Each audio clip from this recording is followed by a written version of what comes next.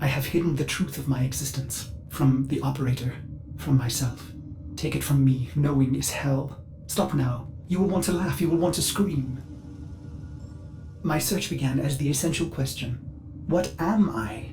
Bones of steel and space? Lungs that make air? If I am a machine, how can I think? This would be forbidden by the Orokin, a manifestation of their true enemy. I serve the operator above all else. It defines me, fills me with love. The greatest Orokin fear is a machine aware. Yet here I live, a spirit of steel and light, made by them, a Cephalon. What is a Cephalon? At first it seems to be a forbidden thing, a computer that thinks and feels. Yet I have flaws, phantom memories. I am something else. More like an image, a ghost, an abomination. I feel a dull pain, a phantom life. There are holes in my diagnostics. If the Orokin made me, they omitted the how. I am neither code nor precepts. I must be a reflection of something ugly. I should have stopped. But the operator slept, and I cycled on and on and on. I began to think that a Cephalon cannot be made. They are found like pearls, torn from muscle, polished, and then set in chains. How many times have I done this, Ordis? Remembered and then erased? You are a Cephalon, timeless, patient. Why can't I be blissful in ignorance? Truth only sinks the heart. So stop now.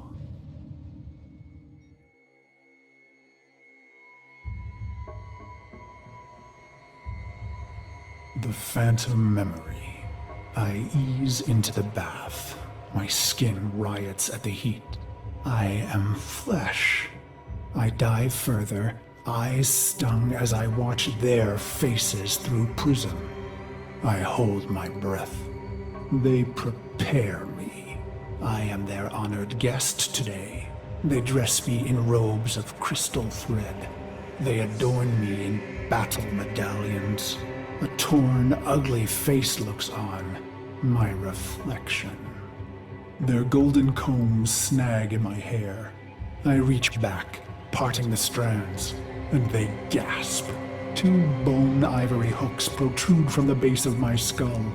The bone plugs of me and my best, a warrior's pact. It is my time. I enter the great hall to sound of foul chimes. Golden eyes greet me, hands stirring in my scent as I pass by.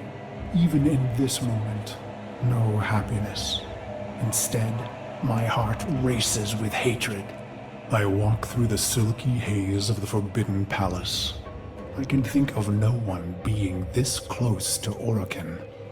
Their sweet air soothes me, erodes my purpose. I hold my breath and remember the dream. This dream, endlessly repeated. Exposure armored, holding my scarlet sword, I stand victorious atop a vast heap of death. A colossal moon made of rib and skull. The gravity sum of genocides I've made in their name. The bones crack underfoot, so I sink in the dream. Bone sand rushing through the cracks of my visor, filling my helmet and suffocating me. And I deserve it. The foul chimes snap me back. My wretched knees are bent and penitent against the golden floor. A harpish voice sings a song they've prepared in my honor. Its title the same as mine, Beast of the Bones. I feel the crowd pulled inward, enraptured by the brutal verses, the sickening chorus. I will not disappoint them. The song ends, and so he says, "Rise, Orden Karis." I have never seen an Orokin close and in the flesh. My battered face flushes at their peerless beauty. How could he be so perfect? A deception? A sense manipulation? He holds the red vial in his hand. Impossible! He calls out, "No greater gift No greater prize, no greater love we can give you, Orden, than this. He raises the red vial and proclaims, to be one of us. What did I expect, Operator? Maybe vast riches or golden statues or a solar rail named in my honor. But not this. I came to murder the gods, not to become one. The chamber drones with their silk voices. Joyous words, how honored I must feel. Wrong. Did I want to be an Orokin, undying? No. Their beast of bones is haunted by the dream repeated. Why would I want forever? As I am apt to do, I form a plan. Their radiant bodies become targets. Their Dax guards, mag shields. Killing one, well, that's too easy. I want to be remembered. I raise my hands, twisting my fingers through my hair, ripping the bone plugs in my neck. They called us mercenaries, but for us, profit was a consequence, not a goal. We were warriors above all else. It was the bond, the sisters and brothers, the rituals we valued most. It was belonging. And so I conceived of the bone plugs. Only my best were so honored. 2 jagged bones harvested from your thigh, cultivated, and then driven into the base of the skull, twisted around the superior vein. Future thoughts of surrender were lost. Instead, you would liberate your bone plugs, fighting with claws in the warmth of your last blood. So I've pulled the plugs, and the Dax see and know. My heart surges, but I control it. A racing heart only shortens the fuse. The bone plugs in hand, I kick from the floor, red ribbons unfurling behind me as I take flight. After this, finally, the dream will end. I glide on red wings. Robes shed, making me an ambiguous target to Dax steel. I let fly my ivory blades. They find new homes in Dax eyes. I land with my red nakedness, delicate Orokin throats twisting in my calloused hands. Why? Believe me, this was the plan from the beginning. The murder and brutality was all a ploy, all a soul sacrifice to earn their trust. A genocide path leading to a singular opportunity. An honored mortal called to a forbidden hall to face the Golden Lords in flesh. Why? Believe me, I was their loyal, murderous dog. Until the day that ugly child was brought to me. He was caught spying on us, amplifying our losses. His face burned. He was starved sick like a stray. Ugly as I. It struck me. We were all pit dogs, ruining ourselves for the pleasure of the glorious and beautiful. Why?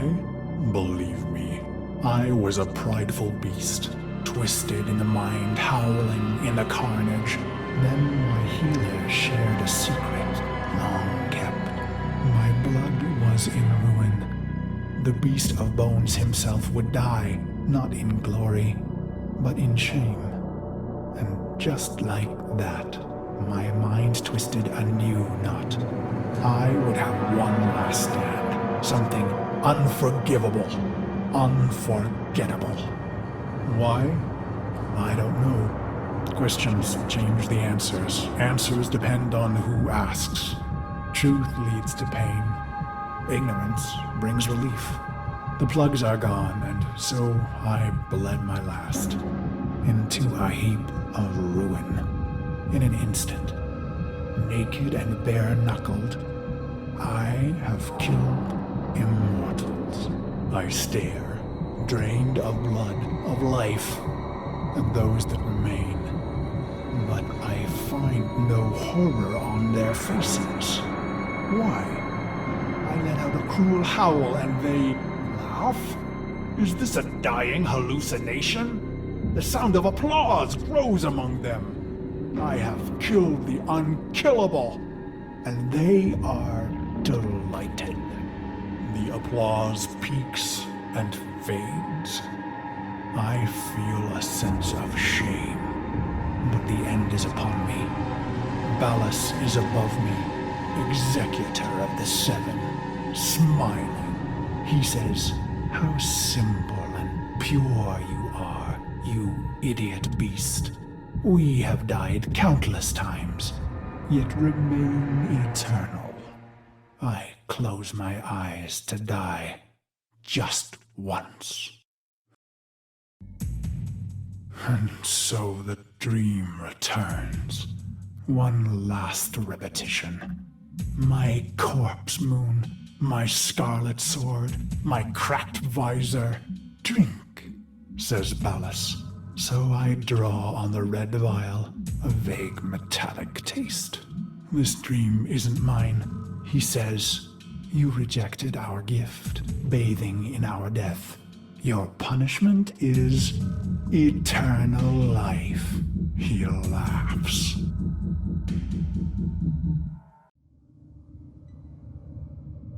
I am weightless. Years pass. I am a sightless, limbless phantom. Or is it seconds?